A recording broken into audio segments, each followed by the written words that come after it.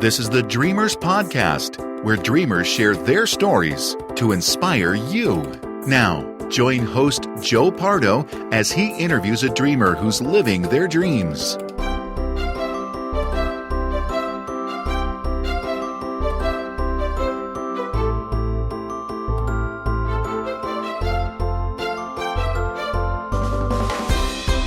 Welcome to the Dreamers Podcast. I'm your host, Joe Pardo, and today I'm interviewing Al Kessel, who is living his dream through voice acting. Welcome to the show, Al. Thanks, Joe. Good to be here. Thank you for coming on. I appreciate it. Al, why don't you tell the listeners a little bit about yourself?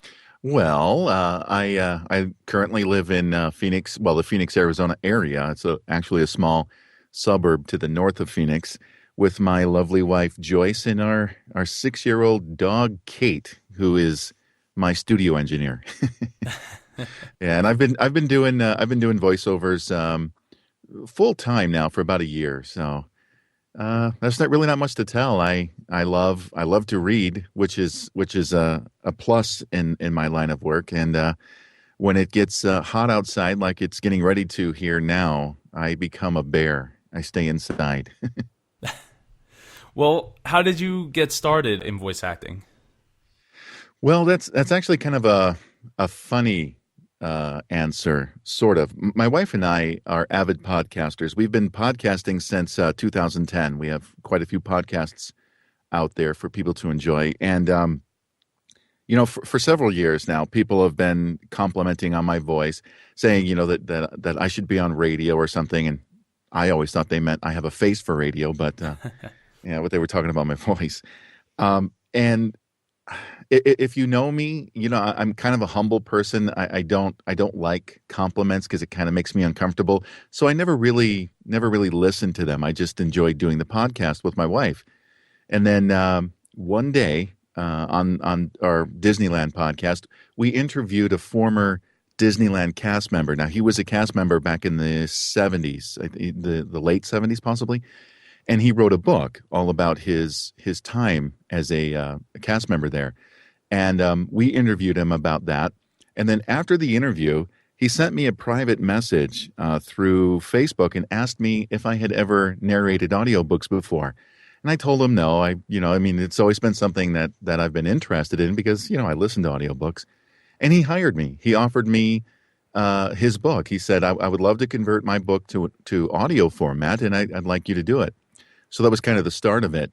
And then shortly after I started working on his book, I created a profile on a website called ACX, Audio Creation Exchange. It's part of Audible. So most of the books that you hear on audible.com come from narrators on ACX. And I had nothing. There was absolutely nothing for months while I was working on his book. So that's kind of how I got involved in it. And then a good friend of mine, who lives in Washington State, he's a voice actor and he does all kinds of media stuff. And he's always told me the same thing, that, you should really do this. That's wonderful. How was it received by your family and by others once you told them that you were going to do voice acting as a career?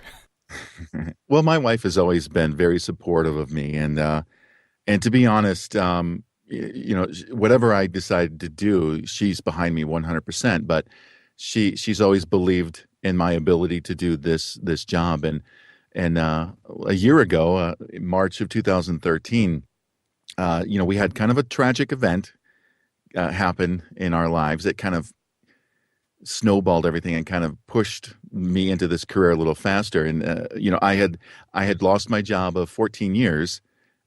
She and I were working for the same university, and just out of the blue one day, they decided to cut 20 of us, and I was caught up in that cut. And after 14 years in the same job, I had no idea what I was going to do. And then that's when my wife looked me in the eyes and she said, "This is your opportunity. Do it now. Start your company and start doing voiceovers full time." And when I decided to do that, and I told my friends and the family that I have left what I was planning on doing, they were behind me 100%. So yeah, I have a pretty good support group. That's fantastic. What kind of stuff inspires you? this is going to sound cliche, but my wife inspires me because she's such a wonderful person. She's my muse, and I've told her that since 1996, since the first day we met. She's been my muse. She inspires me to do better. She inspires me to do the things that I do.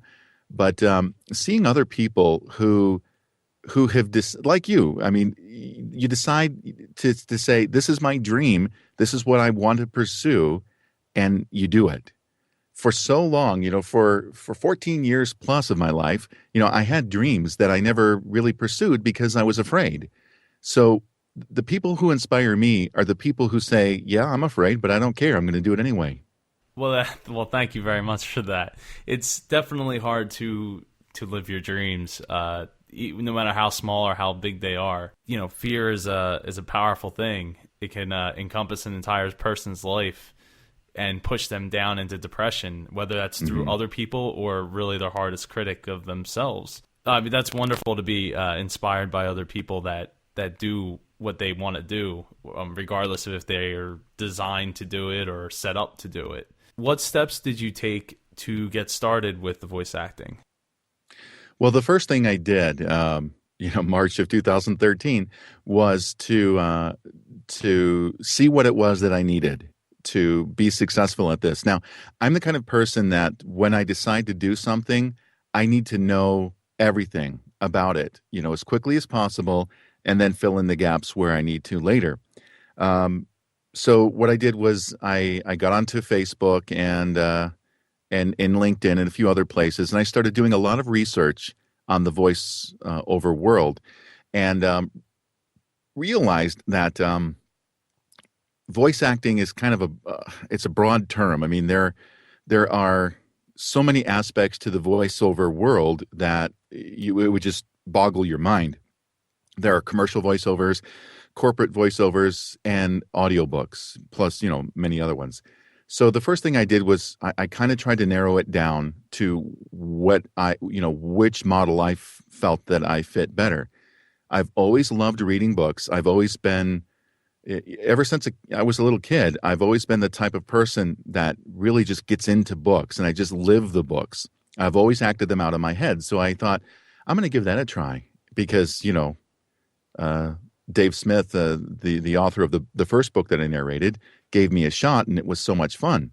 So what I did was I went to ACX, I created the profile, and kind of beefed it up a little bit. I recorded a few demos, just me reading books, a few passages from books, and posted them on there. And no lie, within 2 days after doing that, I got 4 book offers. So I decided that I needed to do a little bit more research, so I started asking questions. And, a good takeaway from this is no matter what your dream is, don't be afraid to ask questions. I mean, you may think they sound stupid, but they're not stupid. I mean, if it's something that you don't know, find out. They're definitely not stupid to Google. It's Oh, a whole absolutely business not. to them. I know it is. I spent so much time on Google just researching, different aspects of audio, sound, reflection, how to properly treat a room as opposed to soundproofing, 2 totally different things, because soundproofing is more like completely deadening a space as opposed to sound treating, which is what I've done. I've treated an area in my home with acoustical panels and other things to deaden sound so that I get a cleaner sound. So it's a slow process, but it's definitely worth it to spend the time researching it. How big is your booth? My booth is about, I'd say, 4 foot by 4 foot, maybe, and then ceiling to floor. So about 7 feet tall. And you use air conditioning to keep it cool in there, or a fan, or what? That's the fun part. No, since I live in Arizona, our air conditioning system, even if I shut it off, it doesn't stay off. I mean, the fan is always running. Once about every 50 minutes or so for 5 minutes, it runs. So No, I have to shut the air conditioner off. What I do before a recording session is I'll turn the AC down low so that it gets really cold in my studio. And then when I go in there, I shut the air conditioner off. And then, I usually get about 4 or 5 hours before it gets like a sauna in here. Wow, that's pretty long. I wouldn't expect it to stay that cool for that long. Or your Yeah. tolerance is higher. Probably a little higher. I have a temperature gauge that I bring in here, and usually by the time I'm ready to leave, it's hitting 90. Wow. I mean, I guess at that point, well, that's pretty good because you wouldn't need to put a air conditioning unit in the wall of the studio. Right. Like cut a hole in it and that's your air conditioner. Hmm. Hmm. Well, did you hit any roadblocks when it came time to do all of this? I did. The biggest obstacle that we faced was financial. I mean, because we went from two solid incomes down to just her income, and all this equipment costs. So that the great thing about dreams is that it opens you up to be happy if you could actually pursue your dreams. But the downside to dreams is most dreams cost. there are there's a price tag.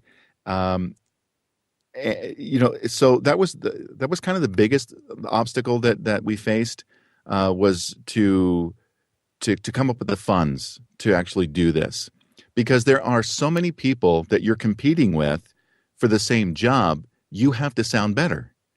You can't have echo. You can't have extraneous noises on your audio track. So it needs to be as clean as possible. So what that did was that forced me to be creative. So I studied how all these professionals were having, they have professional booths. So I kind of studied the aspects of a booth, and I designed my own. And instead of costing me $7,000, what I have here is probably almost as good as a professional recording booth, but it cost me less than $500. Wow, that's awesome. I Yeah. mean, that's what dreamers are supposed to do, though. Right, right. Yeah. Yeah. I mean, it's just be creative. Necessity is the motherhood of creation Yeah, so I for was me. looking I for mean, that wording in my head. yeah, I couldn't remember exactly. that's right. Um, Yeah, and and another obstacle is not knowing what I need to know. I mean, I know what I need to do, I just don't know how to do it. So time is kind of an obstacle because you have to take the time to learn what you need. yeah, well, that I mean that's with anything. You just need the invite. With the right amount of time, you can make anything happen as long as you have the drive to make that happen. And having the problem in the beginning is generally the best way to have it. Right. How long would you say it took you to overcome the financial aspect of it? We're kind of still in the middle of it, really. Oh, Things are a little bit better. I have most of the proper equipment that I need now.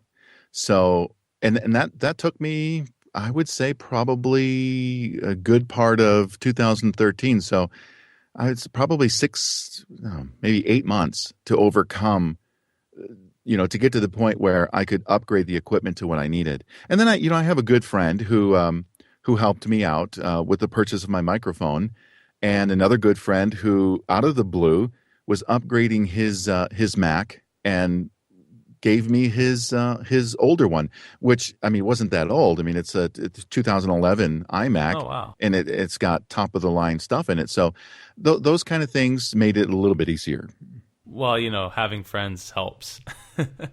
Absolutely, having friends who believe in you, and at that point I started to realize, people actually do believe in me. So that's a good thing. Yeah, I mean, it's one thing to believe in yourself, but a whole nother to actually find people that do believe in you, and more than just friends that say they do. Right. So, what dreams do you have for the future? Where are you headed with all of this? Well, my dream is to get to the point where I'm supporting my family very, very well on what I do, because it's what I love to do. And in my opinion, there's few greater rewards in life than to be able to say I'm making a good living doing what I love. I mean, it's too sad to think back and realize that for 14 years I was in a job that was just kind of soul sucking. So in my opinion, there's a difference between a job and a career. So where I see myself, hopefully, is I keep getting better at what I do and keep getting more successful at what I do, so that I can afford to tell my wife, you know what, I want you to be my full-time manager. Quit your job, and let's just make this a go. Is there anything that hasn't worked out for you as far as all this goes? Yeah, kind of. And it's actually something that I'm going to be persistent with, and still keep poking at to try to get it to work. But I've been trying to break into like commercial voiceovers. I've done several commercial voiceovers, but smaller, market commercials. I would love to be able to do major national market commercials, and I would love to break into animated voiceovers. Do cartoon voices and things. Yeah, the money in the market is definitely bigger. Right. I would imagine. Though Audible it's got to be a pretty good thing. I mean, they got commercials everywhere constantly. Right. So Amazon's done something right, I guess. Yes, they have. So is there any last thoughts you'd like to share with our audience? Well, if you have a dream, don't give up on it. I mean, the world has a habit, and all too frequently, we're to blame for this, but the world has a habit of just taking your dreams and crushing them, just grinding them under their heels. And the only way that could happen is if we let it happen. Nobody or nothing at all can do anything to you that you do not allow to happen. So when I see people with their heads hung low saying, I wanted to do this, I wanted to do that, my question is, why didn't you do it? I mean, what have you got to lose? Really, I'm not saying quit your job. If you want to be a Major League Baseball player, I'm not saying quit your job and go do it. What I'm saying is take steps to do it.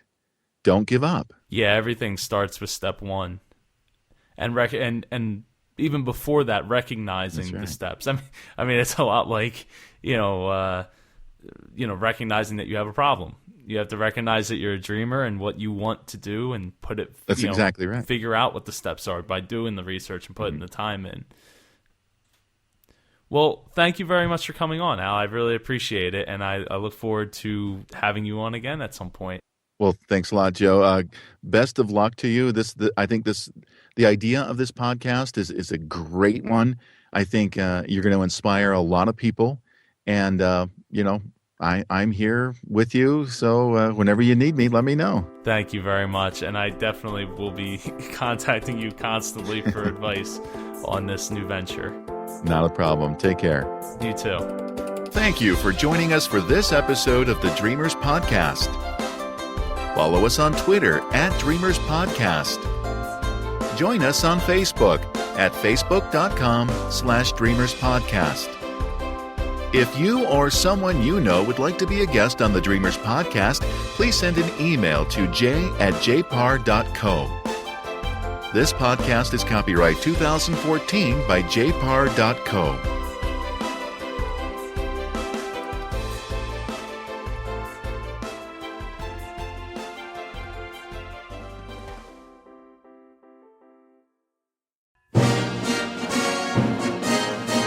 My name is Al. And I'm Joyce. And we're huge Disneyland fans. In fact, we love the Disneyland Resort so much, we host a podcast dedicated to the happiest place on earth to share that passion with others. That's right.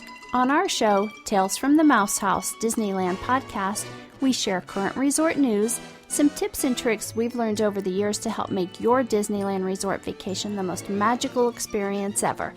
We uncover little-known and often overlooked gems we like to call hidden treasures, and even review the attractions and places to eat that make the Disneyland Resort so much fun.